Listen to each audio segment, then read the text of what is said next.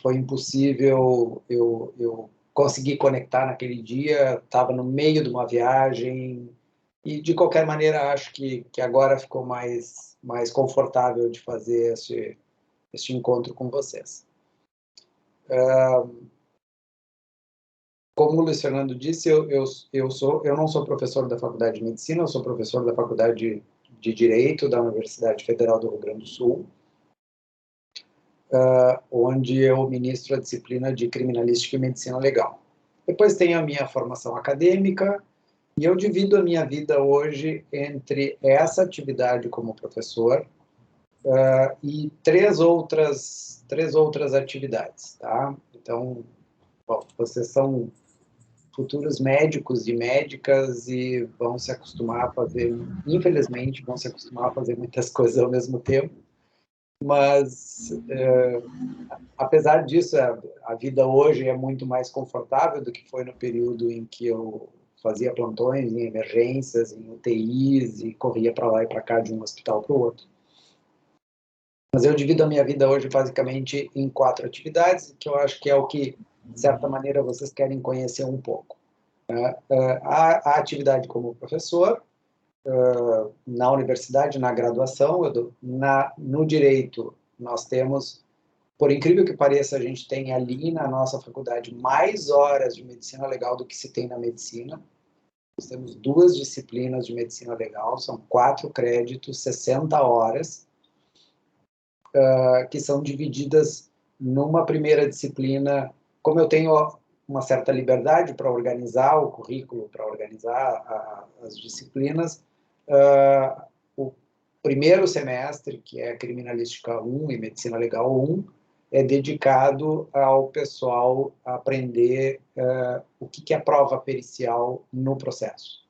Então, tem um foco muito grande no direito, na produção da prova, tanto do ponto de vista penal, civil, administrativo, previdenciário, a lógica das provas no processo, o jogo das provas no processo. Então, tem um foco de preparar os futuros operadores do direito a lidarem com a prova pericial dentro do processo. A gente sabe que a prova pericial vem cada vez ganhando mais, um status cada vez maior, uma significância cada vez maior dentro dos processos. Hoje é difícil um juiz conseguir julgar uma ação civil, uma ação penal, sem perícia. Né? Já não, muito difícil que isso se resolva, esses processos se resolvam sem alguma perícia. Não apenas a perícia médica, mas a perícia de engenharia, a perícia de acidente de trânsito, uma perícia de um equipamento no local de trabalho, e por aí vai. E tudo isso é perícia. Não importa se é médica ou não médica, né? Vamos pegar assim o pacote das não médicas, nós continuamos falando de perícia, e todas seguem a mesma lógica. Né? Todas se regem pela mesma legislação, e todas têm que seguir uma metodologia. A metodologia própria de cada disciplina, mas, ao mesmo tempo, existe algo que a gente poderia chamar da metodologia da produção da prova pericial. Então, existem algumas regras para se produzir prova pericial, do que se pode e não se pode fazer, do que se deve e não se deve fazer. Então, eles dedicam as primeiras 30 horas, que são obrigatórias, a entender nosso trabalho, o trabalho dos peritos. Entender os peritos, entender o trabalho dos peritos, entender a prova e entender o jogo das provas no processo. Quem tiver mais interesse sobre isso e quiser ouvir um pouco mais, eu tenho um canal do YouTube que eu não alimento muito frequentemente, não dá tempo, mas tem ali uma palestra gravada sobre teoria dos jogos aplicada à prova pericial, aplicada no processo civil. Teoria dos jogos aplicada à prova pericial no processo civil. Então, veja, ali vocês podem ver como a gente pode entender o processo e como a gente pode entender as provas. Depois, eles têm uma segunda disciplina, essa é optativa, então, onde a gente trata propriamente da medicina legal e da criminalística. Então, eles têm aulas sobre aquilo, o básico dos livros de medicina legal, lesões, tanatologia, traumatologia, como interpretar um laudo pericial em medicina, mas também tem aulas sobre balística terminal, funcionamento de armas de fogo, ferimentos por arma de fogo, local de crime, ou seja, tem um panorama geral do que é também a perícia no processo penal, basicamente. Então, se as primeiras 30 horas são dedicadas a entender a prova no direito. A disciplina 2, que é a optativa, é a prova no processo penal. Aí a gente fala mais do que vocês veem, né, usualmente nos livros de medicina legal. Se alguém quiser abrir a câmera, fique à vontade, tá? Se tiver banda aí para abrir câmera, eu tenho banda de sobra aqui. Então, fiquem tranquilos. E se alguém quiser me interromper, eu prefiro que me interrompa enquanto eu estou falando, e aí a gente troca uma ideia do que deixar tudo para o final, tá? Então, fiquem à vontade. Depois, a minha outra atividade é como perito criminal do Estado. Então, aqui no Rio Grande do Sul, a perícia criminal ela é separada da polícia. Nós temos um Instituto Geral de Perícias, que é responsável pelas perícias de laboratório, pelas perícias médico-legais, pelas perícias em criminalística. Então, basicamente, 3 grandes departamentos de perícia, mais o departamento de identificação, que faz a identificação civil, a identificação criminal, e dá suporte para a perícia médico-legal e para a perícia criminalística na identificação, faz papiloscopia em local de crime, por exemplo. Tá? Ali eu fui médico legista durante 5 anos, depois eu saí, fiz um concurso, voltei como perito criminal. Então hoje eu não faço mais medicina legal, eu não faço necrotério, eu não faço lesões em vivos, eu faço local de crime. Tá? Eu faço plantão numa equipe que atende locais de crime. Eu gosto muito do necrotério, gosto muito do trabalho do médico legista, mas o necrotério é monótono. Tá? Isso é uma coisa que quem for para o necrotério vai descobrir, que o necrotério é um lugar monótono. A adrenalina mesmo está na rua.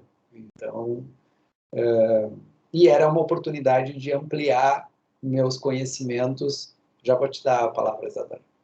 Era uma oportunidade de ampliar meus conhecimentos para outras áreas que a gente não aprende na medicina.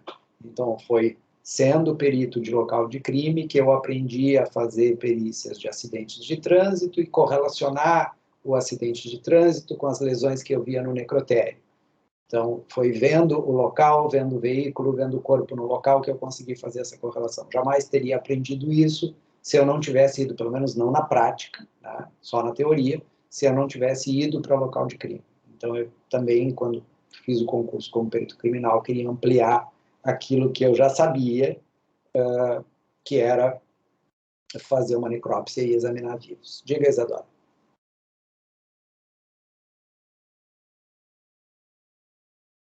Isadora levantou a mão lá. Pode falar.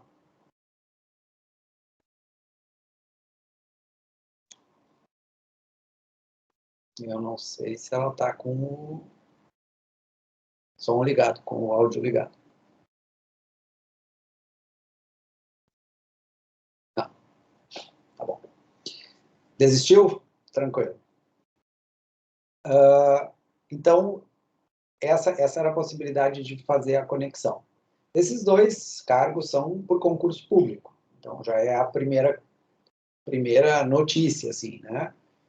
Quem quiser atuar como perito médico legista, a perícia médico-legal no Brasil, na área criminal, ela é atividade exclusiva do Estado. Tem legislação que regula a atividade da perícia criminal. E ela é própria de uma função do perito criminal prevista em lei, que é um cargo que se ocupa por concurso público. Então, quem quiser ser perito médico legista e fazer necrópsias, ver corpos, examinar corpos, tem que ser perito oficial. Não tem outro jeito. E perito oficial a gente chega de duas formas. Ou por um contrato emergencial, que normalmente é um sistema simplificado de contratação pública, em que não se abre um concurso, se abre um processo seletivo mais simplificado, por um lado, mas, por outro lado, vocês não têm estabilidade nenhuma. Tá? Nenhuma estabilidade. Ingressa, os contratos são renovados anualmente, quando encerra o contrato, vocês podem ser dispensados, ou, na verdade, podem ser dispensados em qualquer tempo. Tá? E não tem garantia se vai ter renovação ou não vai ter renovação. Pode-se ficar 10 anos como contratado emergencial, mas sempre será um contratado emergencial sem garantia de que no ano seguinte ou no mês seguinte vai continuar empregado. A outra forma realmente é o concurso público, no qual a gente adquire a estabilidade depois de 3 anos no cargo. Tá?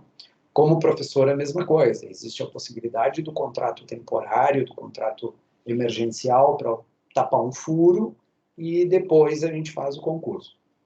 Eu, tanto no Estado quanto no Federal, na União, porque a universidade é federal, então o cargo é federal, eu passei por esses dois caminhos. Tá? Então, quando abriu vaga de contrato emergencial como médico legista, não tinha concurso, eu fui lá e ocupei a vaga. Tá? Me inscrevi e ocupei a vaga e fiquei lá. E fiquei 5 anos até que abriu o concurso. Aí eu fiz o concurso e passei no concurso, mas eu não fiz o concurso como médico legista. Na universidade é a mesma coisa, tinha uma vaga de professor temporário, porque tinha um professor concursado ocupando a vaga, que não tinha se aposentado ainda, mas ele estava doente, estava afastado do cargo. Eu me candidatei, entrei como professor temporário, eu dei aula como professor temporário 5 anos também, 5 anos. E depois eu entrei como... aí abriu o concurso, esse professor acabou aposentado, liberou a vaga, abriu o concurso, eu fiz o concurso e passei. Então, são os mecanismos que a gente se relaciona com o poder público e vai achando e ocupando esses espaços. Minha terceira atividade é a atividade privada, que é o que eu estou fazendo agora.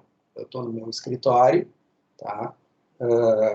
E aqui eu tenho um escritório de consultoria ou de assessoria técnica, que é o que de assistência técnica, que é o que tanto o Código de Processo Penal quanto o Código de Processo Civil prevêem, que é a possibilidade das partes que litigam, que disputam num processo, sejam assistidas por um especialista na área que está sendo debatida. Tá? Então, é o que o Luiz Fernando fez menção à minha participação no caso Matsunaga.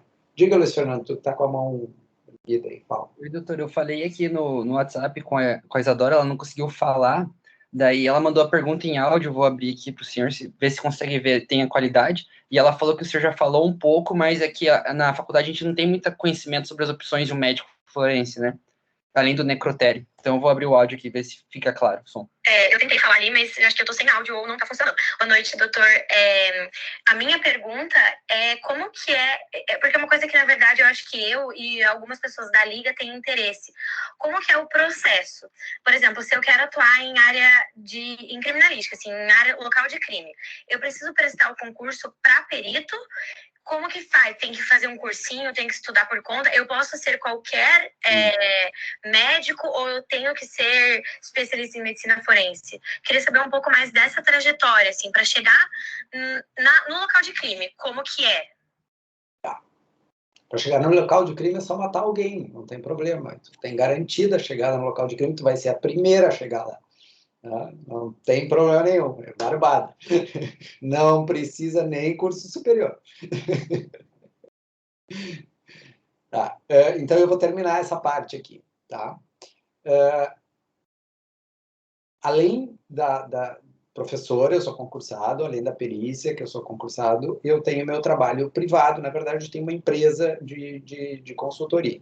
Tá? No meu trabalho como privado, eu posso fazer duas coisas, basicamente. Uma, dar assistência para as partes que me contratam. Então, foi o caso da Matsunaga. A defesa da Elise Matsunaga me contratou para trabalhar na defesa dela, para trabalhar na questão da morte do marido, como se deu, né? Se ele foi... Basicamente, a questão era se ele tinha sido esquartejado vivo ou não. Essa era a discussão técnica. O que aparece na série são pequenos minutos. Aquilo foi um trabalho de semanas, né? E só o meu depoimento em juízo, ele durou 9 horas e meia.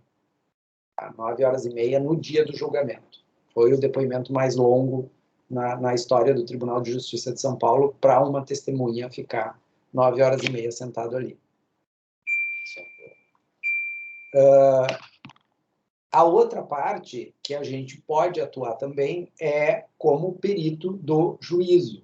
Então, eu optei durante muitos anos, eu trabalhei durante alguns anos como perito do juízo, depois eu parei de fazer isso e agora eu voltei a fazer algumas coisas para os tribunais. O perito do juízo é um perito nomeado pelo juiz. Tá? Ele trabalha para o tribunal, é nomeado pelo juiz por tarefa. Então, nós não somos funcionários do tribunal, a gente não ganha salário, a gente é nomeado para uma tarefa específica, que é fazer uma perícia específica num determinado caso. Essa é a nomeação. Tá? E é remunerado por isso, claro. Aí tem diversas formas de remuneração por esse trabalho. Então, isso é o que nós podemos fazer, digamos, no campo autônomo, privado, né? Que é o que a maioria dos médicos faz quando atua como perito. É como perito nomeado por um juiz para elaborar um laudo, uma perícia num caso específico. A maior parte do que a gente faz aqui em termos de volume é defesa de médicos por erro médico. Nosso escritório aqui é o que tem hoje o maior volume de defesa de médicos por erro médico no país. Nós temos mais de 300 casos aqui. Tá? E a gente recebe uma média de 2 a 3 novos casos por semana. Então, é um volume bem grande. No volume, é a maior quantidade. Depois, na complexidade e no envolvimento, e até nos valores também de remuneração, então envolvem aí os casos criminais. Aí a gente tem casos criminais que vão a júri. Em fevereiro eu tenho 2 júris. Agora nós pegamos a defesa do Dr. Jairinho, no Rio de Janeiro, o caso Henry, que está com bastante repercussão na mídia. Tem mais um caso no Rio Grande do Norte. Então são menos casos, mas eles são maiores, eles são mais complexos, eles são mais complicados e eles envolvem mais atividades. Então, não é só sentar aqui, ler um prontuário médico e escrever um parecer, que é o que eu estou fazendo agora num caso. Tá? Aí, às vezes, a gente tem que ir para a rua para uma exumação. Por exemplo, a exumação do Matsunaga, no caso da Elise, quem recomendou a exumação fui eu. Eu que recomendei a exumação, o juiz aceitou, eu acompanhei a exumação toda, todo o exame, tá? Depois vem toda a elaboração do parecer, depois vem o testemunhar em juízo ou no tribunal do júri, são 2 etapas, então a gente pode testemunhar para um juiz, e depois no tribunal do júri, ou só no tribunal do júri, ou só para o juiz, vai depender muito da estratégia da defesa, do que ela quer. Em alguns casos, por exemplo, eu não testemunhei no tribunal do júri. Eu fiquei sentado junto com os advogados no tribunal do júri, assessorando eles na entrevista das testemunhas. Então, quando as testemunhas iam depor, eles questionavam e eu auxiliava. Então, a configuração varia conforme o interesse da defesa e o que a gente pode fazer ou não no caso concreto. Então, respondendo especificamente a pergunta da Isadora. Isadora, cada estado organiza os seus concursos públicos à sua maneira. Tá?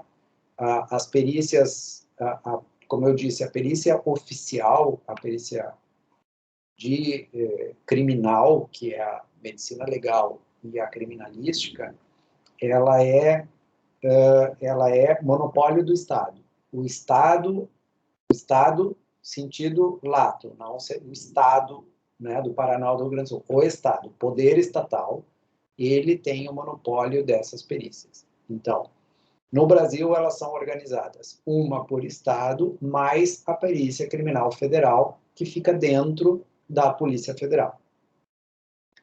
Cada órgão estadual tem seus próprios requisitos para ingresso dos peritos. Mas o requisito básico e comum a todos é o nível superior e a formação na área específica da perícia. Então, quando a gente fala de medicina, nós não podemos esquecer que nós temos a lei do ato médico, que diz que perícia médica é exclusividade do médico. Então, não há discussão fazer uma necrópsia. Necrópsia, necropsia, escolham, tá? Tem para todos os gostos e parece que não tem regra do qual é a pronúncia correta. Então, a necrópsia é um ato médico, portanto, só um médico pode fazer. Nenhum estado pode contratar, independente de qualquer outra coisa, nenhum estado pode contratar um outro profissional para fazer isso, que não seja um médico. A identificação odontológica, por exemplo, identificação por arcada dentária, é ato do odontólogo. Então, existe um perito odontologista. O odontologista tem a exclusividade dessa atividade e, portanto, o concurso para odontologista tem que exigir a formação em odontologia. As áreas que não têm formação específica, ou que não têm exclusividade, elas podem ser abarcadas por outras profissões. Então, por exemplo, tem exclusividade a engenharia, a medicina, a odonto. Tá? Não tem exclusividade a toxicologia. A quem pertence a toxicologia? Toxicologia pode ser feita por um biomédico, por um bioquímico, por um farmacêutico, por um engenheiro químico, por um médico. Tá? Então, os estados e a Perícia Criminal Federal, eles costumam organizar os concursos a partir de um plano de cargos e salários em que se prevê que a atividade, por exemplo, do perito toxicologista poderá ser realizada por tais e tais e tais profissionais. Então, biomédico, farmacêutico, médico, engenheiro químico. Poderão fazer o concurso para esse cargo. Os estados também definem, além desse pré-requisito que é obrigatório, o nível superior é obrigatório, isso está definido na lei federal que regula a perícia, então tem que ter nível superior. Tá? Depois, o nível superior é definido de acordo com tendo exclusividade ou não, e depois cada estado pode exigir algo a mais. Então, ele pode exigir que no concurso que tu tenha mais alguma formação específica, alguma especialização. Isso não acontece. Não acontece. Tá? Os estados fazem o concurso para perito, por exemplo, perito médico legista. Pré-requisito, ser médico. Ponto. Tá? Esse é o pré-requisito. Tu não precisa ter formação em perícia criminal, tu não precisa ter formação em medicina legal, tu não precisa ter título de especialista em medicina legal, infelizmente. Infelizmente. Porque isso faz com que qualquer médico possa ser perito médico legista e a formação dele é uma formação dada pelo próprio Estado. Ele passa no concurso e recebe um curso de formação que raramente dura mais do que 4 meses. Tá? Então, imagina eu, por exemplo, eu era clínico. Minha formação, eu sou especialista em clínica médica. E minha formação era em medicina paliativa. Minha especialidade era em medicina paliativa. Tá? Aí eu vou para medicina legal. Medicina legal, tu tem que abrir cadáver, tem que saber anatomia. É para o cara que seguiu lá a faculdade pensando em ser cirurgião. Não é o cara que fez clínica. Né? Examinar vivo é uma coisa, mas abrir corpos, examinar, fazer correlações anatômicas, vamos lá. Para quem foi monitor de anatomia, para quem realmente queria fazer cirurgia, para quem fez cirurgia, para quem fez patologia, para quem foi monitor de patologia. Era tudo do que eu fugia na faculdade. Tá? Era exatamente disso que eu fugia na faculdade. Normalmente, o cara que quer clínica é o cara que passa longe do bloco cirúrgico. E aí, tu pega um cara desses e dá para ele um cursinho de 4 meses. Em 4 meses, tu ensina para ele Código de Processo Penal, Código Penal, Direitos Humanos, Direito Administrativo e ensina ele a fazer necrópsia. Não rola, né? É uma residência de 3 anos. Tu não consegue converter uma residência de 3 anos num cursinho de 4 meses, que tu ainda tem que ensinar um monte de outras coisas pro cara. Então, isso é um problema. Mas é assim que funciona. O único pré-requisito é ter CRM. E tu não precisa nem ter CRM para fazer o concurso. Olha só, tu precisa ter CRM no dia da posse no cargo.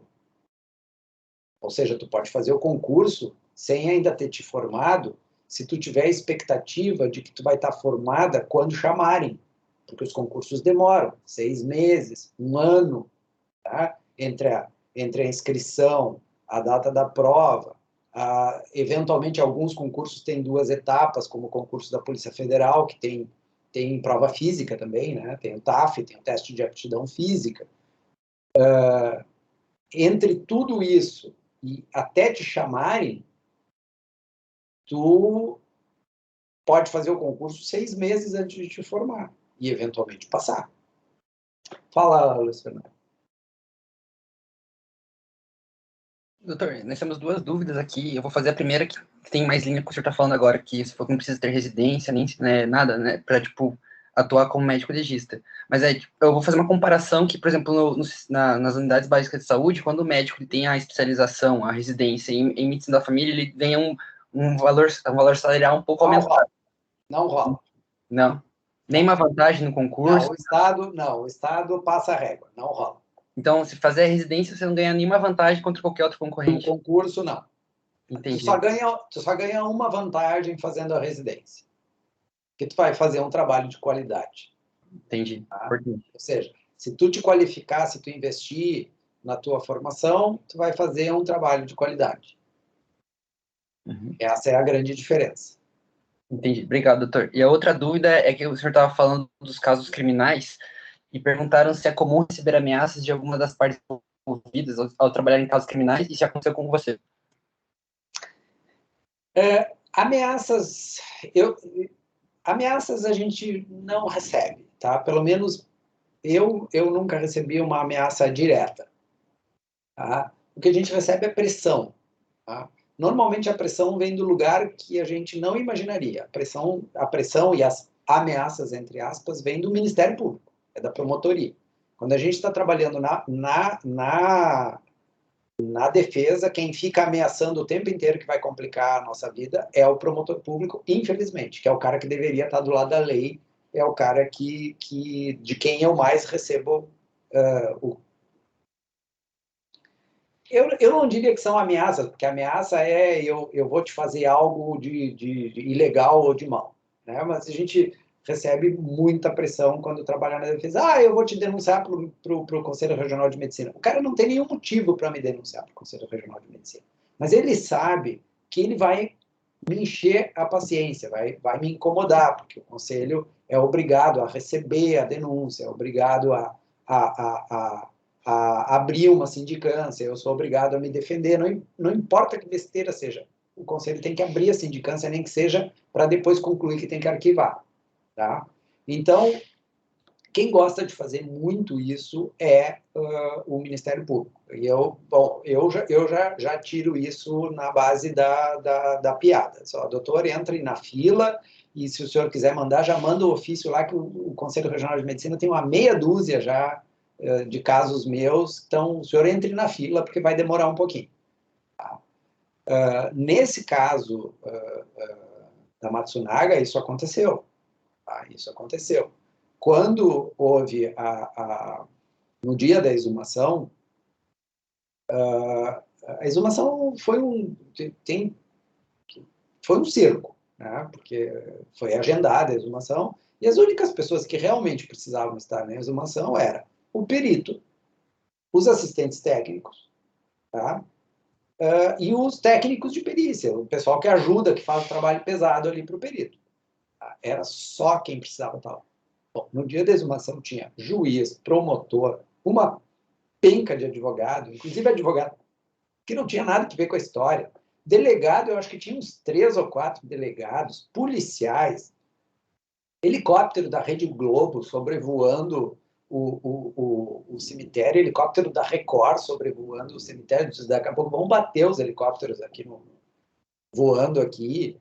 Era uma penca de gente naquele cemitério. E sem contar os curiosos que ficam no portão do lado de fora. Tá? Aí, quando nós chegamos, quando o promotor viu que eu estava lá, ele foi se queixar para o juiz que eu não poderia assistir a perícia, porque eu não era médico em São Paulo.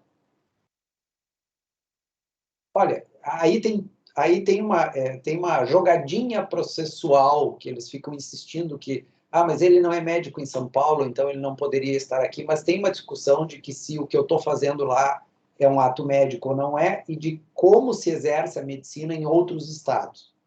Tá? Que eu até posso explicar depois para vocês como é que funciona.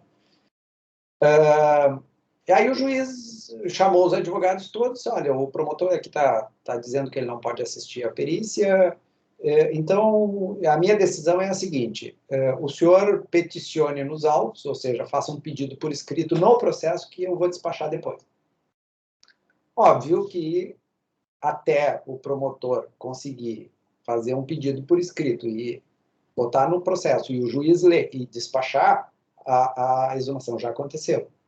E foi exatamente o que aconteceu. O juiz foi despachar isso aí 6 meses depois. Dizendo para o promotor que sim, eu podia estar ali. O promotor não ficou satisfeito e mandou para o Conselho Regional de Medicina uma denúncia por exercício ilegal da medicina. Então, vamos abrir um parênteses aqui. Não existe exercício ilegal da medicina no Brasil se vocês forem médicos registrados no Brasil. Vocês são médicos no Brasil. O exercício da medicina se dá no conselho no qual vocês estão registrados, mas vocês têm o direito de exercer a medicina em qualquer lugar deste país, obrigados apenas a 2 coisas. Se vocês exercerem a medicina por menos de 90 dias por ano em qualquer lugar, a única coisa que vocês têm que fazer é pegar um visto do Conselho Regional de Medicina no qual vocês vão exercer a medicina.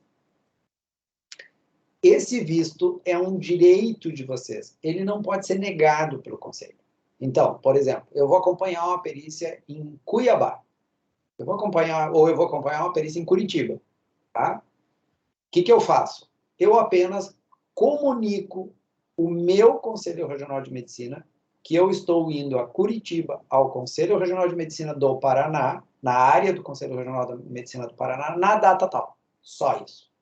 Nada mais do que isso. Eu não preciso esperar a resposta do Conselho. Por quê? Porque eles não podem negar. É meu direito. Tá? Eles não podem me negar isso. Então, eu só preciso comunicar. Uma vez que eles estão comunicados, eu posso exercer meu direito, não importa o que eles vão fazer, se eles vão me mandar uma cartinha. Às vezes eu recebo, por exemplo, justamente o Conselho Regional de Medicina do Mato Grosso costuma mandar uma carta de autorização. Mas eu não comuniquei o Mato Grosso, eu comuniquei o Rio Grande do Sul, que é o meu conselho. Tá? E o Mato Grosso, e o Rio Grande do Sul é que tem que comunicar o Mato Grosso. E eles costumam mandar uma cartinha. Os outros conselhos, por exemplo, São Paulo nunca deu retorno. Não dá retorno. Por quê? Porque não precisa dar retorno. É meu direito. Eu estou avisando, eu não estou pedindo licença. Estou avisando que estou indo. Tá? Então, não existe exercício ilegal da medicina se vocês estiverem registrados num conselho. Vocês podem exercer a medicina em qualquer lugar do país. O que acontece se eu não comunicar? Nada. Eu posso comunicar depois. Por quê? Porque não é ilegal. É uma mera irregularidade. Eu posso comunicar em qualquer momento. Tá? Se vocês exercem a medicina por mais de 90 dias, em um único lugar, em um outro lugar, então não é fragmentado como eu faço. Eu vou a São Paulo, eu vou a Brasília, eu vou a Cuiabá, eu vou a Campo Grande. Então, eu somando tudo isso, pode até dar mais de 90 dias, mas não dá mais de 90 dias em outro estado. Tá? São 3, 4, 5 dias em cada estado. Se vocês forem exercer mais de 90 dias em um outro estado, por exemplo, estão inscritos no Paraná e vêm por mais de 90 dias seguidos ou fragmentados por ano no Rio Grande do Sul, vocês precisam fazer uma inscrição secundária. Então, precisam estar inscritos no Paraná e no Rio Grande do Sul. O que acontece se vocês não fizerem a inscrição no Rio Grande do Sul vindo mais de 90 dias? Bom, vocês vão ter que fazer a inscrição, podem ser punidos por não ter feito a inscrição, mas isso não é exercício ilegal da medicina. Isso é uma irregularidade administrativa passível de uma punição que pode ser uma multa. E vocês têm que pagar a anuidade. As anuidades atrasadas do segundo conselho, vão ter que pagar os 2 conselhos, né? A inscrição secundária implica em pagar os 2 conselhos. Mas, sempre que eu tenho um caso num outro estado, o promotor daquele estado resolve que vai incomodar com isso. Então, eu já tenho enfileirado lá no conselho, eles arquivam tudo, porque todos são a mesma besteira, e até agora ninguém conseguiu inventar algo novo para incomodar. É isso são as ameaças que a gente recebe, mas ameaça assim de morte, não, comigo nunca aconteceu, tá? Claro que a gente não tem as garantias que um advogado tem. Um advogado, por exemplo, tem uma série de garantias constitucionais, entre elas de não ter o telefone grampeado, porque ele trabalha para a defesa. O advogado não pode ter o telefone grampeado sem uma autorização judicial que justifique que ele pode estar praticando um crime. E tem que ter uma base muito forte para isso. Eu posso ter meu telefone grampeado por uma simples suspeita.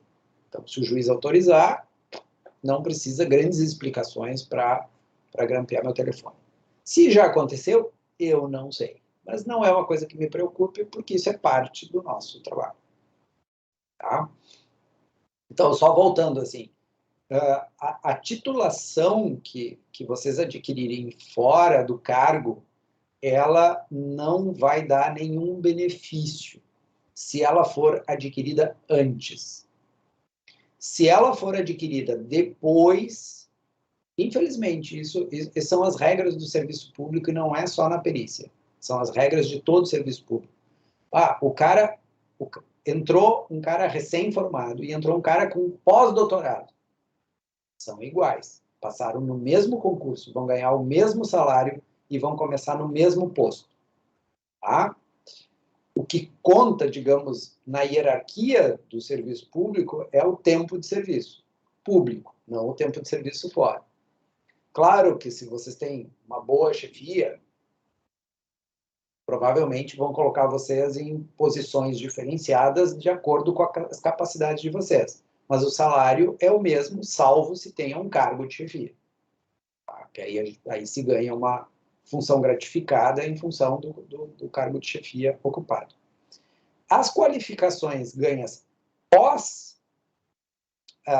ingresso no cargo, elas contam para efeitos de promoção. Tá? A gente tem uma carreira, nessa carreira se progride, e dentro dessa progressão de carreira, ela, dependendo do plano do Estado, normalmente ela se dá a cada 2 anos, a gente sobe um degrauzinho, e esses 2 anos são intercalados, tá? Por mérito ou por tempo. Então, em 2 anos a gente cresce por mérito, nos outros 2 tu tem direito a subir por tempo, então tu não precisa ter mérito nenhum. Tá? O mérito se mede por um dos critérios, são as titulações adquiridas no período. Qual é o problema? O problema é que o cara que fez 2 cursinhos de final de semana por aí, ganha a mesma pontuação que o cara que fez um mestrado. Tá? Então, tem um mínimo, quem atinge o mínimo faz a pontuação, e um certificado do mínimo vale tanto quanto um certificado do máximo. Vale a mesma coisa. Tá? Então, infelizmente, o Estado não é uma boa mãe nesse sentido. Não é alguém que favoreça a nossa qualificação. A qualificação de vocês tem que ser um desejo de vocês, tem que ser uma necessidade de vocês. Eu fiz o meu mestrado depois, eu fiz a minha especialização depois, eu fiz toda a minha formação em medicina legal depois de entrar. Não foi antes. E foi depois de entrar por quê? Porque eu senti a necessidade de melhorar a qualidade do que eu fazia. Tá? E aí Eu fui atrás, eu investi, eu botei meus euros no meu mestrado, eu botei meu tempo no meu mestrado e nas minhas viagens e nos congressos. Tá? Não é o cargo que incentiva a fazer isso. Claro que isso tem outras consequências. Tá? Se vocês pensarem em termos de atividade privada, que é esta que eu faço como perito do juízo, como assistente técnico, para ser perito do juiz, a demanda é tão grande no Brasil hoje, é tão grande, mas tão grande, que vocês não precisam muita coisa. Também não precisa residência, também não precisa título de especialista, infelizmente. Tá? Se vocês se inscreverem nas comarcas do interior como peritos, nem tem uma exigência no Código de Processo de que deveria ter, no mínimo, 2 ou 3 anos de formação. Mas o desespero é tal hoje que o pessoal está sendo perito recém-formado. Tá? Tal é o desespero do Poder Judiciário por peritos médicos. Mas o setor privado é muito mais exigente do que isso. Nenhum cara que está com a corda no pescoço e que vai para um júri por causa de um homicídio, por causa de uma briga, por ter dado um tiro em alguém, vai contratar um recém-formado. E é aí que entra a importância de ter tido experiência prática como perito oficial e de ter um bom currículo. É nessa hora que a gente vê o peso do bom currículo e da boa formação. Ninguém vai pegar um recém-formado e pagar para ele 30, 40, 50, 80 mil reais para fazer uma defesa, porque tem gente muito mais qualificada do que isso no mercado. Tá? E aí entra a minha quarta atividade. Eu me licenciei como perito criminal do Estado há 2 anos, porque ano passado e este ano eu trabalhei para o Alto Comissariado das Nações Unidas para os Direitos Humanos na África. Então eu cumpri 2 missões na África, uma de 7 meses no ano passado e uma de 4 meses este ano. Tá? Que é o outro lado, é o outro terreno, é o outro campo que tem grande espaço, que são as carreiras internacionais na área pericial, mas que o nível de disputa aí é outro. Tá? Aí vocês não vão ter que passar num concurso público, vocês vão ter que passar num processo seletivo internacional. E vão disputar com gente do mundo inteiro, com grandes currículos e com muito tempo de experiência. Então vai pesar, aí sim, a formação vai jogar um grande peso. Tá? Por quê? Porque tem gente do mundo inteiro disputando poucas vagas que pagam muito, muito bem. E que oferecem a possibilidade de vocês viajarem e também, quando voltam para o Brasil, isso também se acrescenta ao currículo. Quer dizer, existe um círculo virtuoso aí em que uma atividade alimenta a outra, né, fornece experiência para outra, e quanto mais a gente faz mais coisas, elas vão melhorando o currículo e melhorando as possibilidades de mercado. Tá?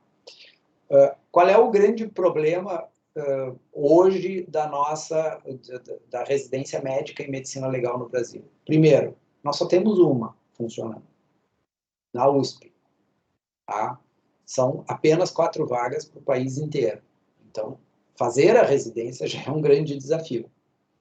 E o segundo é o fato de que a residência não qualifica para o concurso público. Então, muita gente acaba achando que não vale a pena fazer a residência quando quer ser perito médico-legista. Perito médico-legista, eu me refiro, é sempre o concursado da perícia oficial. Tá? Perito médico-legista, o concursado da perícia oficial, não o médico-legista titulado. Fala, Luiz Fernando. Doutor, você poderia comentar um pouco mais sobre esse período na ONU, essas missões, como que foi? Só por curiosidade mesmo, fiquei curioso. Tá.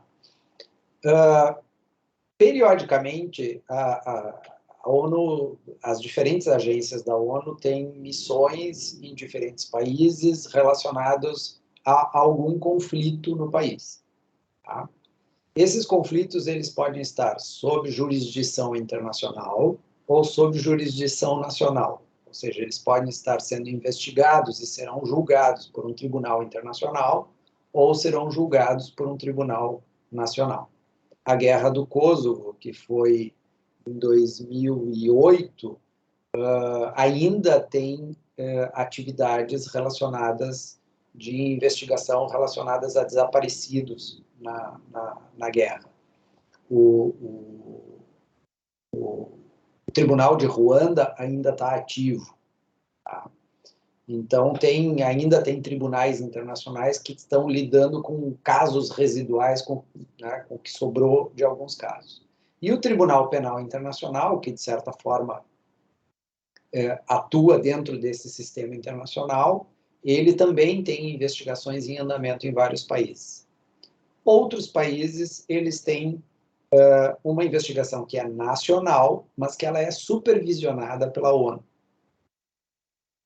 Porque esses países assinaram compromissos de que irão investigar crimes contra a humanidade e irão punir os culpados. Se eles não fizerem isso, eles estão sujeitos à criação de um tribunal internacional e a uma jurisdição internacional, o que inclui ordens internacionais de captura de criminosos e deles serem julgados e condenados por esse tribunal. O Congo é um país que teve uma série de conflitos. A história do Congo é uma história de conflitos que começam, mais os modernos começam em 96, mas no período de 2015 e 2016 o Congo teve sérios conflitos internos com crimes contra a humanidade praticados por milícias armadas de grupos étnicos, vinculados a grupos étnicos e grupos religiosos, e as próprias tropas do governo. Então, lado a lado, praticaram os crimes de massacre, genocídio, estupros coletivos, estupros como arma de guerra, pilhagem, destruição de patrimônio. E tudo isso está sob jurisdição do próprio governo, que se comprometeu a fazer a investigação. Então, em 2018, o Alto Comissariado das Nações Unidas aprovou uma moção, um pedido, inclusive, do governo do Congo, de que fosse dado apoio para eles nessas investigações, porque eles não têm uma estrutura de perícia organizada no país. Então, a partir de 2018, a ONU começou a enviar peritos para lá para trabalharem em todo esse processo de investigação, que vai desde a identificação dos locais onde ocorreram os crimes. Então, por exemplo, a gente tem 700 testemunhas, que são pessoas que foram deslocadas, são refugiados internos, né, o deslocamento interno. Existe muito isso nos países em conflito. A gente sempre pensa no refugiado como alguém que vem de outro país, mas existe o deslocamento interno em massa de populações que dizem que, por exemplo, um grupo miliciano atacou uma aldeia, mataram todos os homens, estupraram as mulheres, roubaram as coisas das casas e tocaram fogo no que sobrou. Tá? Ou, diferente, tem testemunhas de que quem fez isso foram as tropas militares. Nosso trabalho é pegar os dados das testemunhas, identificar o lugar,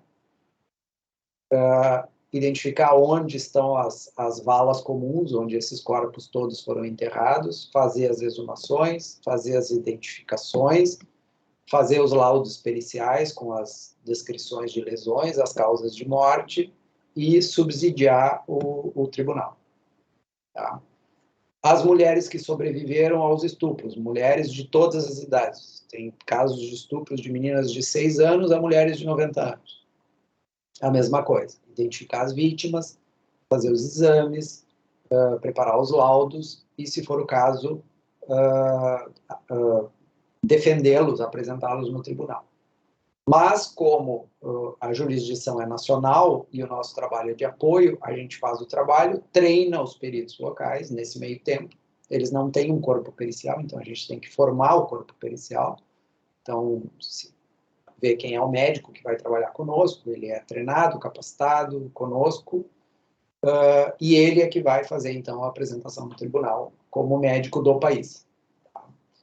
Eventualmente, nós somos chamados a dar suporte em outros casos, não relacionados aos crimes de guerra, mas para os quais o país também não tem suporte, não tem capacidade técnica para atender. E aí também é a mesma coisa, se acompanha um perito local, a gente dá o suporte, muitas vezes faz o trabalho que ele não sabe fazer, treina e assina o laudo junto. Tá? Então, eu fiquei 7 meses ano passado no interior do Congo. Eu cheguei na capital, fui deslocado para uma base militar, que é onde ficam a principal parte das tropas internacionais que estão lá, que hoje são comandadas por um brasileiro. Na verdade, o Brasil comanda essa missão militar desde 2016, o comandante é brasileiro. O Brasil tem um grupo de treinamento de guerra na selva que fica lá capacitando o Exército Nacional, porque eles têm uma área de conflito aberto no leste, na fronteira com Ruanda e Uganda. Eu fui para essa base militar, passei por um treinamento de sobrevivência de uma semana, basicamente como lidar com sequestro, como sobreviver se a gente for sequestrado, o que fazer, o que não fazer, o uso de equipamento de comunicação, rádio base, tá? Todas as técnicas de segurança, direção tática de veículos, como fugir dos locais, como evitar barreiras, como... Fiquei uma semana fazendo esse treinamento na base militar, depois fui deslocado para a minha base, e 2 semanas depois veio a pandemia. Então, eu passei praticamente todo o período que o Congo ficou totalmente fechado, eu fiquei numa base no interior. A gente não podia sair, não tinha como sair de lá, e ninguém tinha como entrar. Então, a gente ficou isolado porque os voos eram exclusivamente para emergências, só entrava realmente quem tinha que entrar por razões de emergência e os suprimentos. Tá?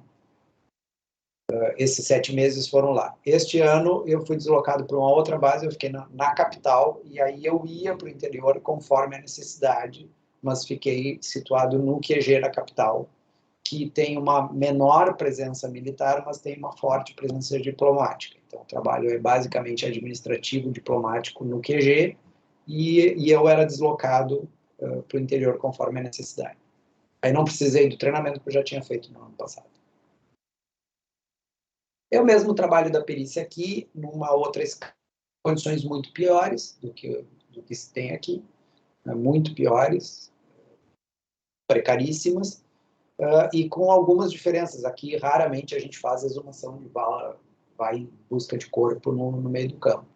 E lá tinha uma outra coisa que se deu para aprender algumas coisas novas, que tu precisa, por exemplo, mapear as regiões. Então, a gente recebe material de satélite da ONU, tem que fazer o mapeamento dos locais, identificar onde há alterações de terreno, onde houve destruição de patrimônio, deslocamento de populações, todo esse trabalho feito com um material de satélite de muito boa qualidade. E aí, sim, isso a gente não tem aqui.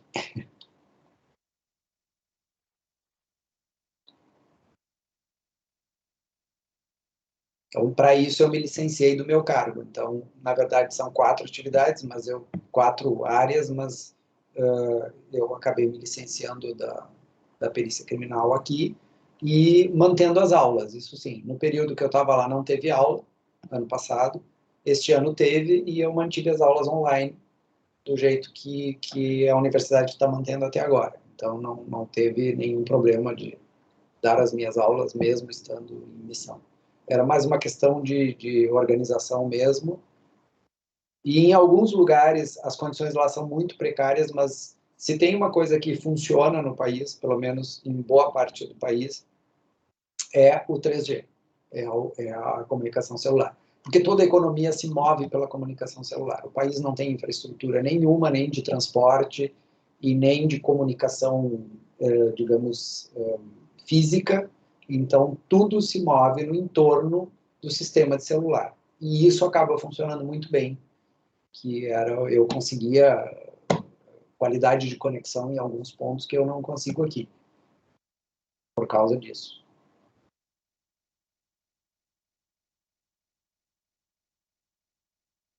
que mais? O que o pessoal quer saber? Então, temos algumas dúvidas aqui. Vou começar pela dúvida da Vitória. Ela perguntou se para ser perito criminal precisa ter a formação de médico também. Bom, é aquilo que eu falei da organização das atividades, né? Então, a gente pega... depende de como estão organizadas as atividades, tá? Então, tem o pessoal da toxicologia, tem o pessoal do DNA, ok. Tem o pessoal da balística, tem o pessoal da documentoscopia. Mas quais são as áreas que não têm pré-requisito específico? Tá? Pré-requisito específico. São as áreas ditas gerais. Existe no Rio Grande do Sul, a perícia se organizou do mesmo jeito que a perícia criminal federal, que a perícia da Polícia Federal, por áreas. Tá? Cada área tem os pré-requisitos do cargo. Então, toxicologia, tá lá, tem que ter formação em biomedicina, ou em farmácia, ou em engenharia química, são todas as áreas que podem ser perito toxicologista, ou em medicina, que pode ser perito toxicologista. Existe uma área que é chamada de geral, no nosso caso é a área 18. A área 18 é uma área geral, é o perito generalista, é o clínico geral da perícia. Tá? Então, esse perito é o que vai fazer aquelas coisas que não são exclusivas e que não requerem informação específica. Então, por exemplo, balística. Quem é que faz balística? Quem é que maneja arma de fogo, faz microcomparação balística, testa as armas? Não tem. Isso não tem uma formação para isso. Essa é uma formação prática. Tá? Então, o que precisa para trabalhar na balística? Bom, precisa alguém que preencha os requisitos gerais do cargo. Tá? Só isso. Então, o requisito geral do cargo é qual? Curso superior de, no mínimo, 5 anos e 3.600 horas de formação. É isso. Esse é, no Rio Grande do Sul, o requisito geral. Tá? Então, se tu tiver um curso superior de no mínimo 5 anos de formação e no mínimo 3.600 horas, tu vai poder fazer o concurso para a área geral. E a área geral te abre balística, documentoscopia, locais de crime, Epiniva, que é uma área que se verifica, se analisa numeração de chassi de veículos, tá? Toda a parte de química relacionada também com revelação de numeração de armas, tudo isso está na perícia geral. Não precisa nem, por exemplo, revelação de numeração de arma de fogo e de chassi de veículo não precisa ser engenheiro mecânico. O que precisa ser engenheiro de mecânica é para fazer a perícia de mecânica do veículo, que é uma área específica. Então, para isso, precisa um engenheiro mecânico. Mas a revelação dos números de chassi adulterados não precisa ser engenheiro mecânico. E aí, qualquer um que está na área da perícia geral pode ser deslocado para esse setor para fazer isso. Tá? Claro que é um desperdício pegar um médico e botar ele para fazer isso. Por incrível que pareça, tem gente que gosta de fazer isso. Normalmente é o pessoal da própria engenharia, de alguma das engenharias, gosta de fazer esse tipo de coisa, acaba indo para lá. Mas eu tenho um colega, por exemplo, que é biólogo, o cara tem doutorado em biologia, em genética, ele está na balística. Por quê? Porque ele gosta da balística. Ele pediu para ir para a balística, foi para a balística, ficou lá, ele gosta. Tá? Ele não fez o concurso para o laboratório de DNA, que ele poderia ter feito. Ele não fez o concurso para o laboratório de toxicologia, que ele poderia ter feito. Ele fez o concurso para a área geral e assim ele pôde escolher para onde ele queria ir. O que eu não consigo?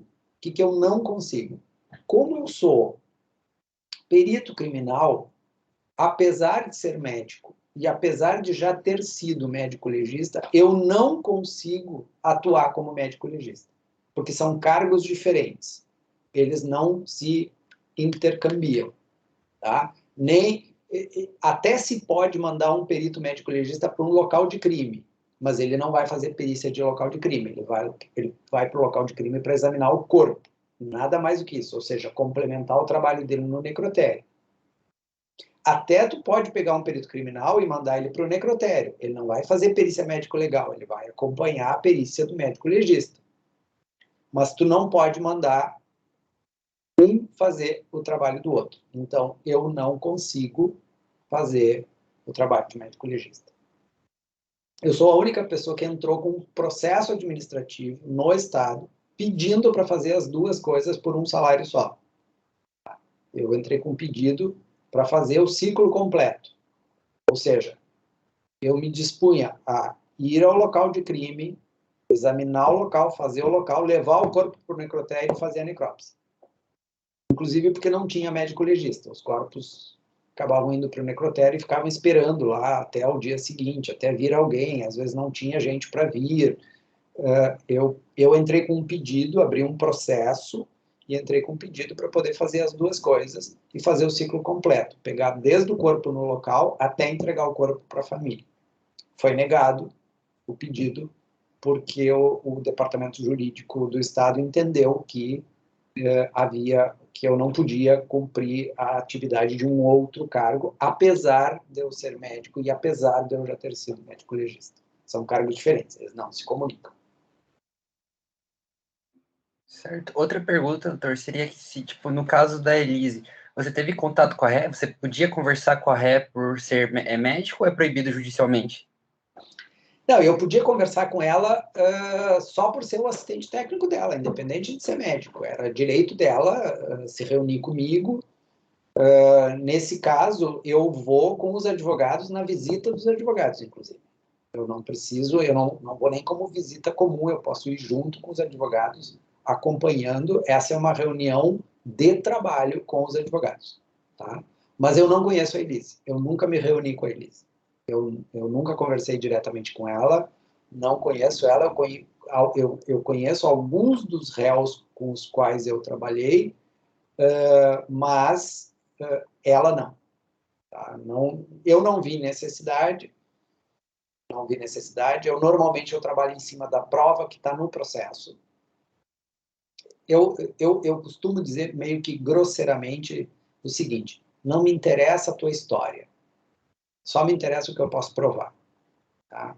O que tu tem para me contar não me interessa. Se o que tu tem para me contar está escrito, está em algum lugar, nós podemos provar, eu tenho interesse. E se nós podemos provar, isso eu vou discutir com os advogados como é que nós podemos provar isso ou não podemos provar. Então, normalmente eu evito, a não ser que o cliente insista muito de conversar comigo, eu não faço questão porque eu não preciso disso para fazer meu trabalho. Tá? Inclusive, a maioria aqui, a gente tem mais de 300 processos por erro médico aqui, eu diria para vocês que eu conversei com o quê? 10 desses médicos, porque eles insistiram que queriam falar comigo, ou o advogado me pediu para conversar com eles, porque eles estavam muito estressados com o processo, queriam que eu explicasse o que eu ia fazer, ou o que dava para fazer no caso deles. Tá? Processo por erro médico, quem resolve é outro médico, tá? Não é o advogado. Quem entende de medicina somos nós. Então, se chega aqui um processo por erro médico, quem vai resolver somos nós. Quem vai dizer para o cara, olha, tu errou aqui, tu acertou aqui, nós vamos levar pau na perícia nestes lugares, é outro médico. Não é o advogado que vai saber onde é que o cara errou. E assim, médico nunca erra, né? Nós somos qualquer coisa próxima de Deus. Então, é difícil um médico reconhecer que ele errou. Diz, olha, eu pisei na bola aqui. A culpa é sempre de alguém que não é dele. Então, quem é que vai dizer para ele, ó, sinto muito, tu pisou na bola aqui, tá? É outro médico. Não vai ser o advogado que vai fazer isso. Então, nessas situações, eu converso com ele. Senão, eu evito de ter contato, não tenho interesse em ter contato com os réus, não vejo necessidade na imensa maioria das vezes. Certo. Outra pergunta, eu vou ler a pergunta aqui. O perito assistente da defesa pode acompanhar a necropsia realizada junto ao IML? Pode pedir para os legistas aguardarem a chegada do perito para iniciar a necropsia? E sobre os demais diligências, atos processuais, dos quais faz-se necessária a sua análise? Ele pode ir acompanhar? Bom, aí existe uma questão que é a lei e a interpretação da lei, tá? E o timing. Ninguém tem assistente técnico antes da necrópsia. Por quê? Porque tu teria que ter um assistente técnico antes de atropelar alguém ou antes de matar alguém. Não tem. Existe um problema do timing. Essas perícias, elas são excepcionais e elas são irrepetíveis pela sua própria natureza. Então, aconteceu um acidente de trânsito, morreu alguém, vai para o necrotério e o legista vai necropsiar na primeira hora possível, tá? Normalmente na manhã seguinte, se isso aconteceu durante a noite. Se aconteceu durante o dia, depende de como é que funciona o local, se tem legista todo o tempo, se tem plantão, se não tem plantão, mas normalmente não passa da manhã seguinte, tá? Ninguém tem um assistente técnico nesse meio tempo. Então, existe um problema prático. Mas vamos supor que vocês são candidatos a médicos legistas, conversaram comigo, e vocês sabem que isso pode acontecer e se envolveram num acidente de trânsito que morreu alguém.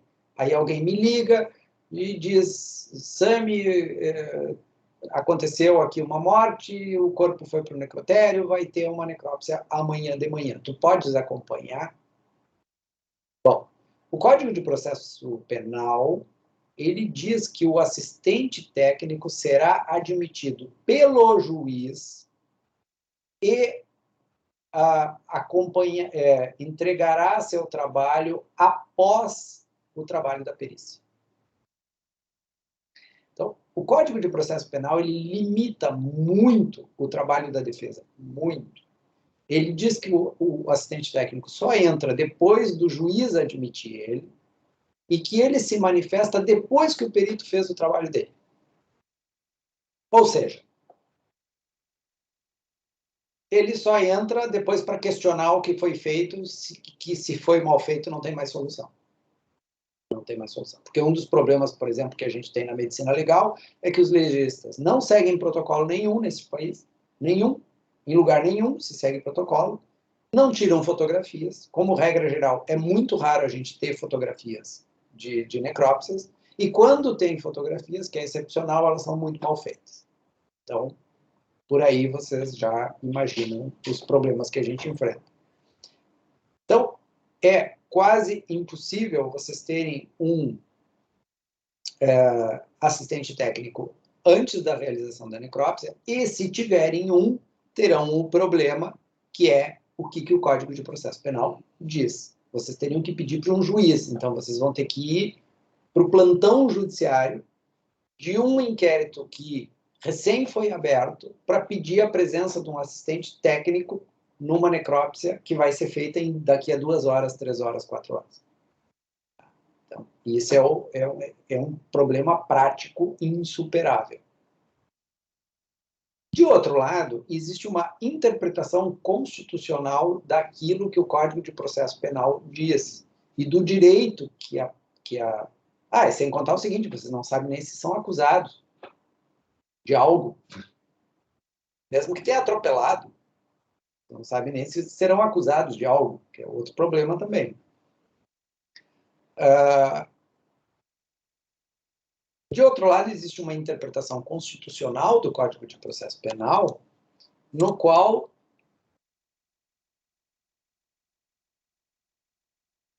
só um segundo.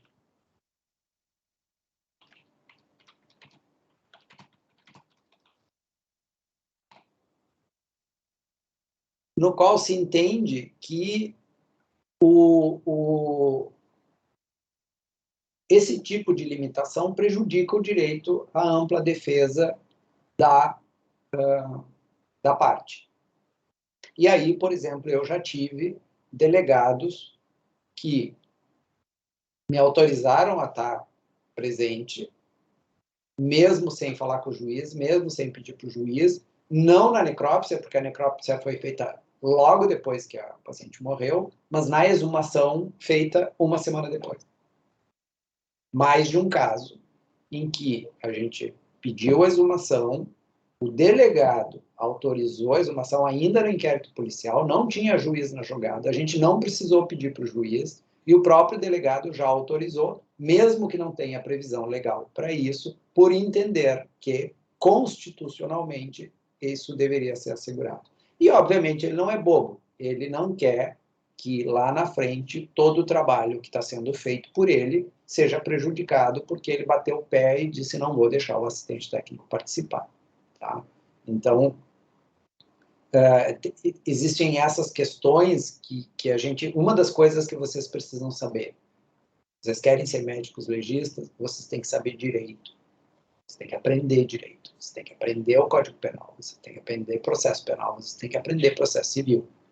Pelo menos naquilo que tem a ver com a atuação de vocês. Porque a gente precisa poder entender isso, como é que funcionam essas coisas. Ah, mas a lei diz uma coisa, sim, mas a interpretação da lei, o direito do acusado, a Constituição, né, tudo isso pode mudar a maneira como se joga esse jogo. E eu posso ter um delegado de polícia que autoriza a minha presença porque ele entende que isso é melhor para a investigação, porque ele entende que isso garante o direito do acusado, porque ele entende que... Porque ele não tem um acusado, porque ele não tem um suspeito, e, de repente, eu não estou atuando em prol da defesa, mas eu estou atuando em prol da acusação, inclusive. Vou dar um exemplo para vocês. Um interior de São Paulo, uma paciente morreu num atendimento hospitalar. O filho dela era médico. Ele me contratou para acompanhar o caso da mãe dele e pedir a exumação junto ao delegado de polícia, porque ele suspeitava de erro médico. O delegado não tinha nenhum suspeito de coisa nenhuma. A morte foi, até prova em contrário, natural. Ele autorizou a exumação. Ele autorizou a minha presença na exumação. Ele me ouviu no inquérito e nós terminamos o inquérito policial com 6 médicos indiciados por homicídio. Tá? Então, vejam, o assistente técnico não está sempre na defesa. Ele é assistente técnico de alguma das partes. E nem tudo depende do que está escrito no Código de Processo Penal. Às vezes depende de como o juiz, ou como o delegado, ou como o promotor, interpretam o próprio Código e a Constituição.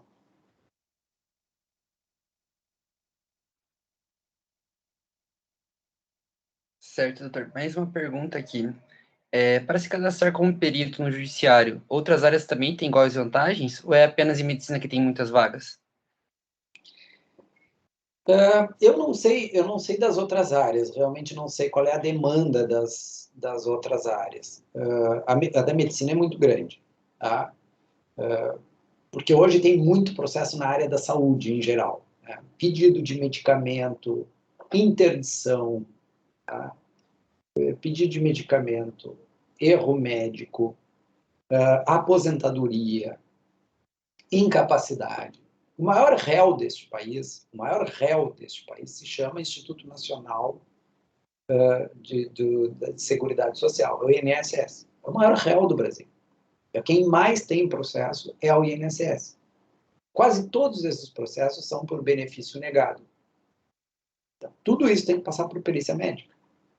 São centenas de milhares de processos que tem que passar por perícia médica. Dificilmente alguém entra com uma ação trabalhista no país sem reclamar de doença ou de agravamento de doença durante o trabalho. Então, a maior parte dos processos trabalhistas tem que passar por uma perícia médica. Sem contar que mesmo que a pessoa não peça, não diga que ficou doente, ou seja, não peça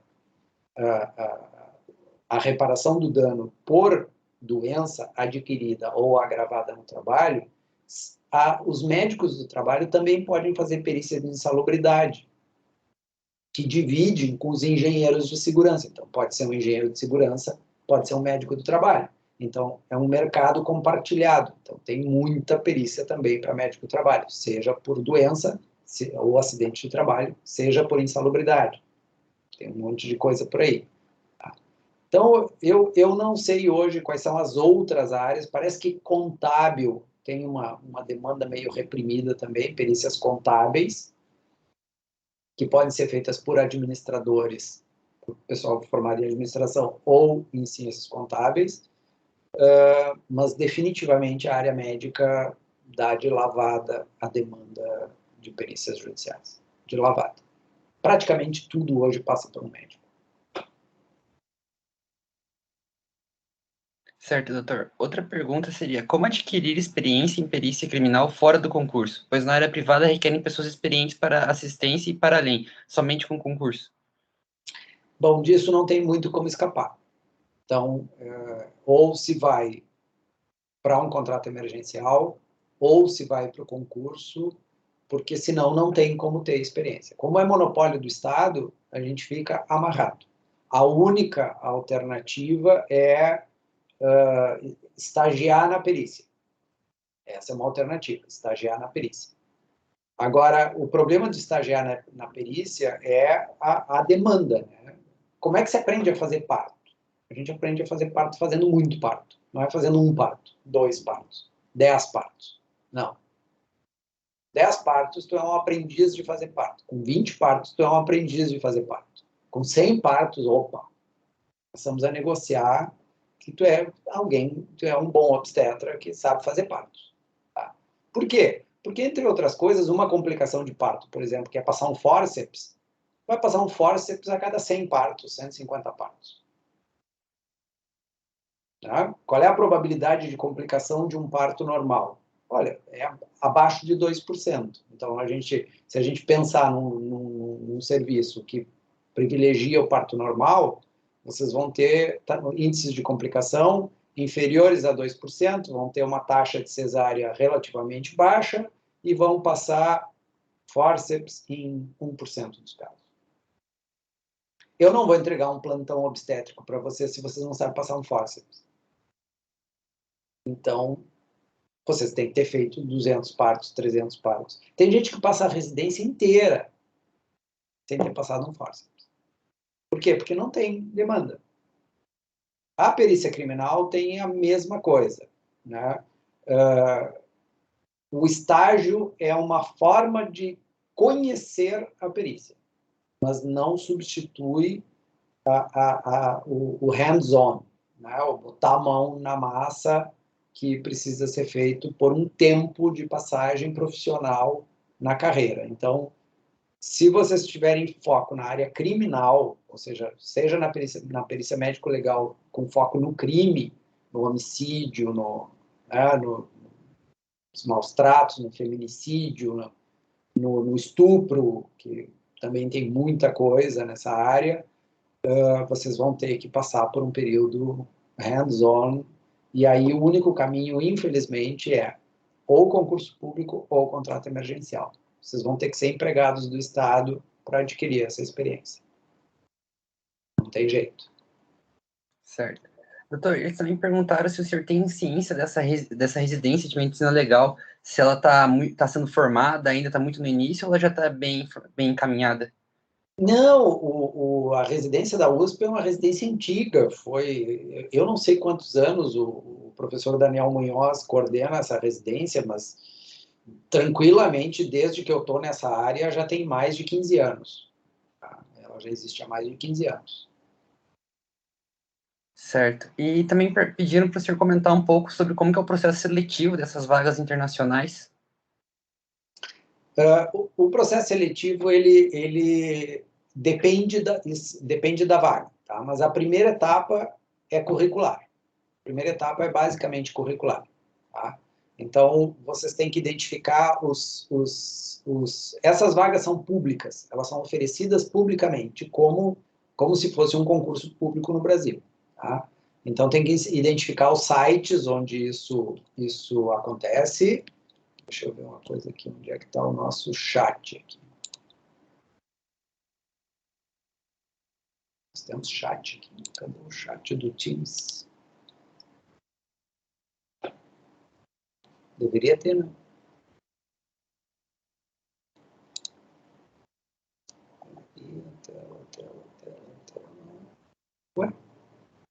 O chat fica perto do microfonezinho ali, doutor, você passa o mouse e conversa.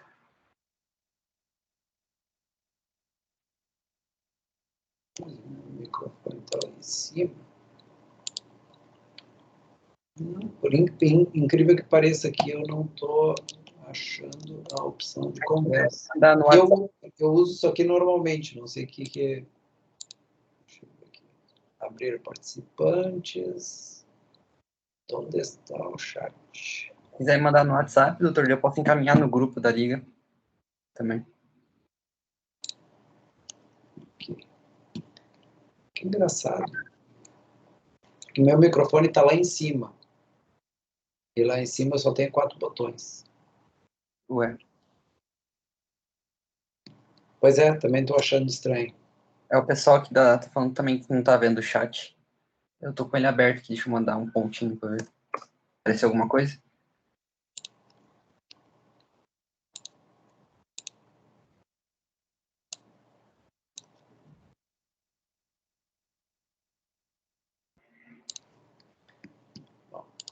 Os sites as agências internacionais não tem só a ONU, né? A Cruz Vermelha Internacional também contrata. O Tribunal Penal Internacional é raro, mas eventualmente abre vagas. Então, precisa aprender a garimpar. Tá? Vamos lá. Esse aqui é o site mais geral da ONU, onde tem muitas... Passei para o teu WhatsApp aí, onde tem muitas vagas. Tá? Depois, algumas agências têm sites específicos, então vocês podem procurar na página da Organização Mundial da Saúde, não é a pericial, mas tem vagas para médicos em algumas áreas muito próximas da perícia. Na Organização Mundial da Saúde, ela tem um site específico da Organização Mundial da Saúde. Tá? As agências que contratam peritos estão nesse site que eu mandei agora, que é o Inspira. A Cruz Vermelha Internacional também. Ela também abre vagas. Deixa eu ver aqui.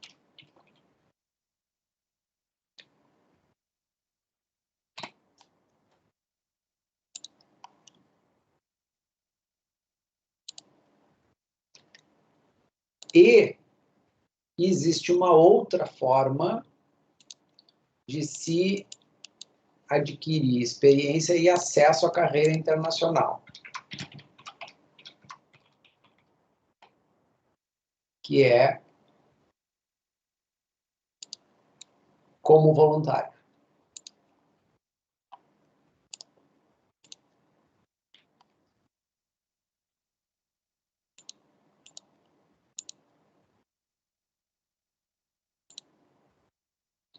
Aí estão os 3 principais. O outro acesso é como voluntário. O voluntariado da ONU, ele é remunerado, bem remunerado. Tá? O salário é de $3.000 por mês. A ONU paga passagem, paga o deslocamento, paga um valor para a pessoa se instalar no país para onde ela vai. O voluntariado requer um mínimo de experiência, então requer 2 ou 3 anos de experiência profissional, mas o acesso é mais facilitado, os requisitos são menos exigentes, e às vezes para alguns lugares do mundo é mais difícil de ter gente candidata, então acaba se aproveitando vagas. Tá? E aí é uma área onde se pode adquirir experiência de várias formas. Então, por exemplo, no Alto Comissariado das Nações Unidas, pode-se pegar uma vaga de voluntário como oficial de recursos humanos, de direitos humanos. Tá? E aí vai se conhecer o trabalho em campo, como é que se coletam informações, como é que se relaciona com as violações de direitos humanos, como é que se investiga violações de direitos humanos, e pode ser um caminho para chegar no próprio trabalho pericial. Tá? Então, essa é uma das coisas que fazem falta para nós.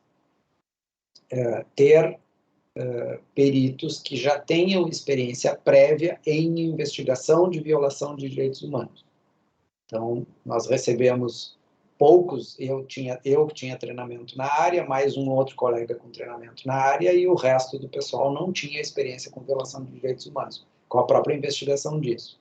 Então, às vezes a experiência a gente adquire em outro campo. Tá? É como eu disse, por que eu fui para a perícia criminal e não para a perícia médico-legal? Porque eu queria aprender a fazer perícias em outras áreas, por exemplo, acidente de trânsito, para poder correlacionar e qualificar o meu trabalho como médico legista. Então, hoje, eu sou o único cara do país que faz reconstrução de acidente de trânsito a partir das lesões do cadáver. Tem só uma obra publicada sobre isso no mundo, e no Brasil só eu faço isso, que é pegar os corpos das vítimas que estavam dentro do veículo e reconstruir o acidente a partir das lesões. Tá? Ou seja, identificar o que aconteceu, deslocamentos dentro do veículo, para ver o que aconteceu com o veículo. Qual foi a colisão primeiro, se ele capotou primeiro, se ele capotou depois. Tá?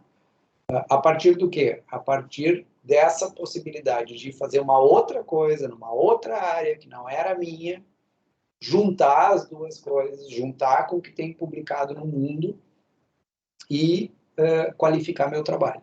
Então, aqui também passa um pouco por isso. Olha, eu estou interessado numa carreira internacional. Não estou conseguindo, ou não tenho experiência suficiente para ocupar uma vaga como perito médico legista numa carreira internacional. Ok, quem sabe eu adquiro uma experiência de 2 ou 3 anos, muito bem paga, por sinal, considerando os salários no Brasil, como oficial de direitos humanos, aprendendo as coisas que estão no entorno disto, enquanto eu me relaciono com profissionais que estão atuando na área. Perfeito. Daqui a pouco eu consigo uma vaga para ficar numa equipe pericial como oficial de direitos humanos, numa equipe pericial, aprendendo a fazer as duas coisas. E eu uno o útil ao agradável. Então, tem muito disso. Tá? Tem muito disso. Vários anos atrás, 10 anos atrás, eu paguei, eu banquei com meus próprios recursos, organizei para vários colegas e banquei com meus próprios recursos e ir para a Argentina ser treinado pela equipe argentina de antropologia forense. Nós ficamos 2 semanas no cemitério em Buenos Aires, exumando corpos.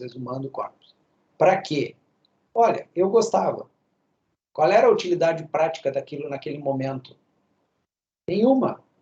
Eu só queria aprender a fazer. Tá? Quando eu me inscrevi para essa vaga da ONU, isso fez diferença no meu currículo.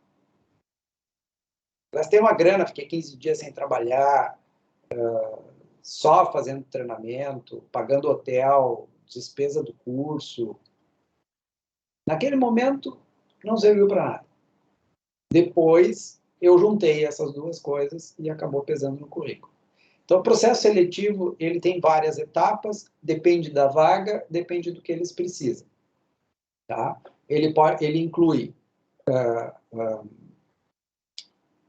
avaliação curricular, pode incluir, dependendo da avaliação curricular e dependendo do posto, pode incluir uma entrevista e pode incluir uma prova. Tá? Na maioria das vezes, as provas são eliminatórias. Elas são eliminatórias. Só continua no concurso se tu for aprovado na prova. O currículo é, ao mesmo tempo, pré-requisito, então ele é eliminatório. Tem um mínimo que, se tu não preencher, quando tu procura a vaga, você tem que fazer cadastro nesses sites, tá? E vocês vão ver que, para se inscrever numa vaga, vocês vão ter que preencher uma série de formulários. Esses formulários têm perguntas específicas sobre a formação de vocês, que vocês vão ter que comprovar depois, mas essas perguntas específicas, elas são eliminatórias. Se vocês não conseguirem responder alguma dessas perguntas, vocês estão fora. Muita gente preenche até o fim, mesmo quando não consegue responder alguma das perguntas. Por quê? Porque aposta na possibilidade de não ter ninguém com tal qualificação. Que às vezes acontece. Às vezes as exigências são tão altas, que não tem gente com tanta qualificação. Tá? E aí a gente aposta nisso. Por exemplo, tinha uma vaga para perito no Marrocos, que eu acabei não me inscrevendo, mas tinha uma vaga para perito no Marrocos que ele exigia um pré-requisito, falar 3 línguas fluentemente, inglês, francês e árabe. Tá? Eu estou fazendo um curso de árabe, eu falo um pouco de francês e falo bem o inglês. Poderia ter me inscrito na vaga. na expectativa de que, olha, de repente eles não acham alguém que fale as 3 línguas fluentemente e eu vou acabar disputando numa situação mais ou menos parelha. O cara fala mal o francês, fala bem o árabe, mais ou menos o inglês. Tá? Mas como a vaga era no Marrocos, eu não tinha nenhuma dúvida de que o árabe era essencial. O resto até podia passar, mas o árabe era essencial. E aí eu não preenchi esse requisito, nem perdi meu tempo. Tá? Então, no Marrocos se fala árabe e francês. E o meu árabe era o meu pior idioma. E isso é outra coisa que vocês têm que pensar em termos de vagas internacionais. Vocês têm que falar, no mínimo, o inglês. E, normalmente, as vagas da ONU exigem, no mínimo, o inglês e mais uma outra língua, que não é o português. Tá? Eu me lembro, às vezes a gente fica olhando vagas ali que não tem nada a ver com o que tu quer fazer, mas olha por curiosidade, vocês vão ter como pré-requisito inglês e português em vagas em Angola, Moçambique, Timor-Leste, não mais do que isso. Nos outros países vai ser o inglês, que é sempre exigido, e a língua do país. Então vai ser inglês e espanhol, inglês e francês, inglês e árabe, e em casos excepcionais como esse do Marrocos, em inglês, árabe e francês fluentes, que eles estavam pedindo. Porque eles queriam um professor para treinar os peritos no Marrocos, e aí tinha que falar as 2 línguas do país fluentemente.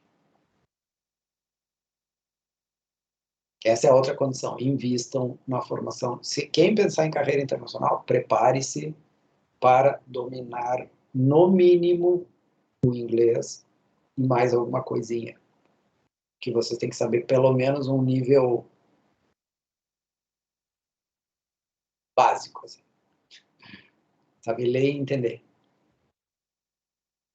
Certo, doutor. Acho que as perguntas encerraram aqui.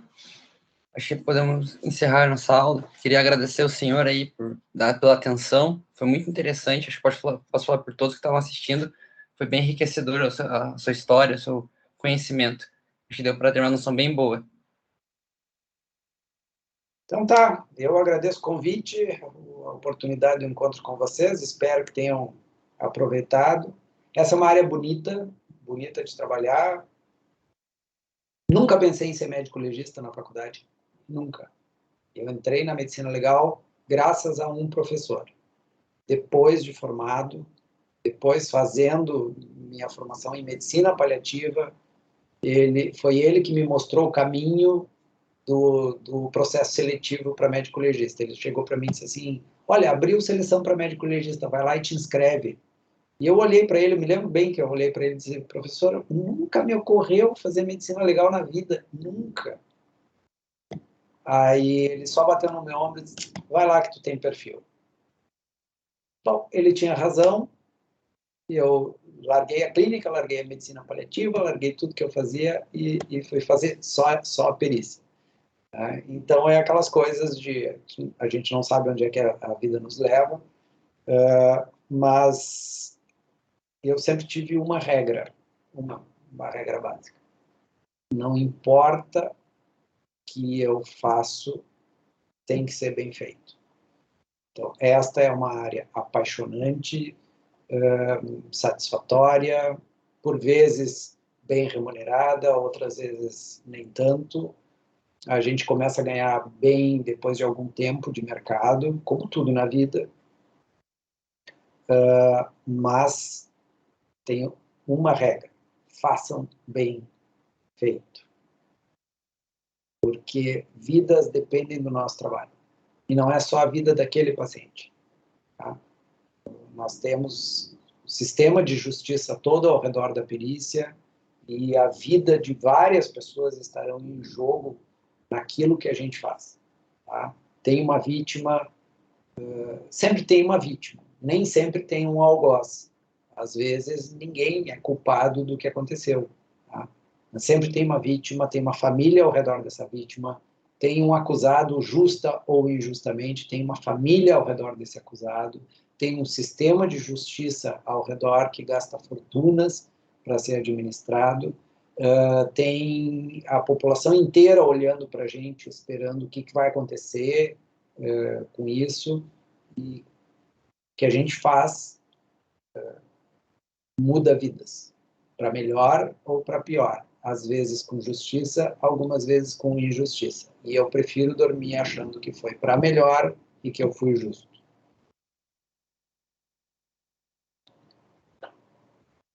Certo. Obrigado novamente, doutor. Tenha uma boa noite.